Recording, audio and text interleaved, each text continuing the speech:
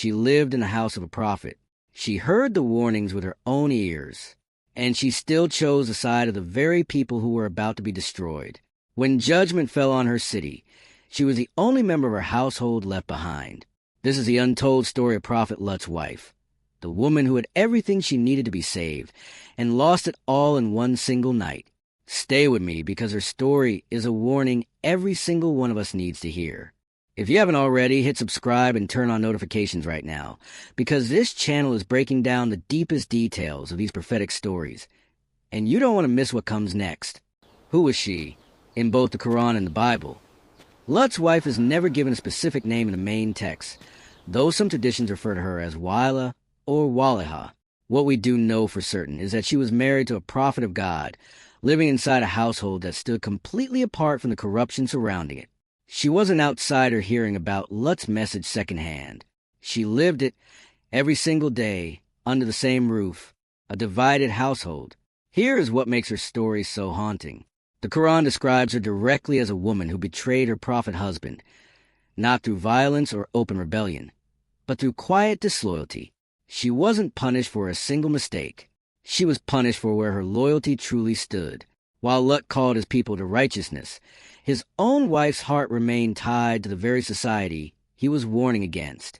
The night of the guests. When the two angelic visitors arrived at Lut's home disguised as men, tradition holds that Lut's wife did something devastating.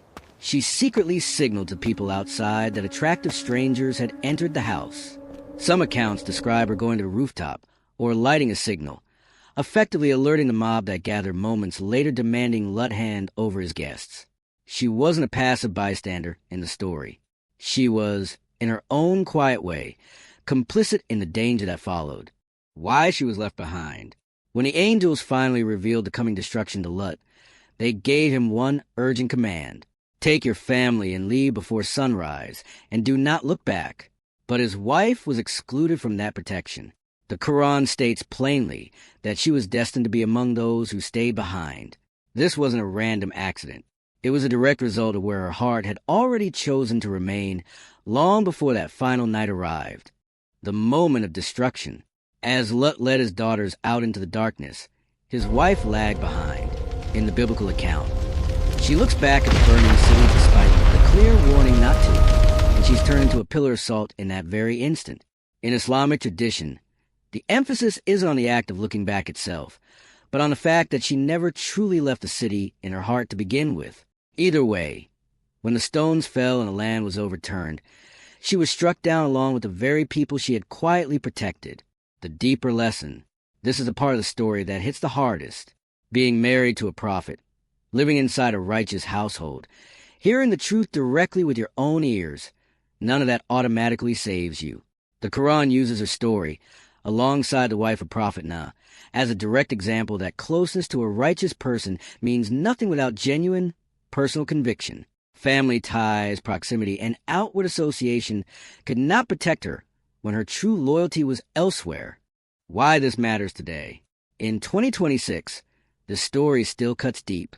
It's a reminder that you can be surrounded by truth, faith, and guidance, and still walk away from it if your heart isn't fully in it. It's not enough to simply be near good influence.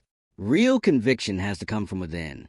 Her story isn't told to condemn her memory, but to warn every generation that follows that association alone was never the standard.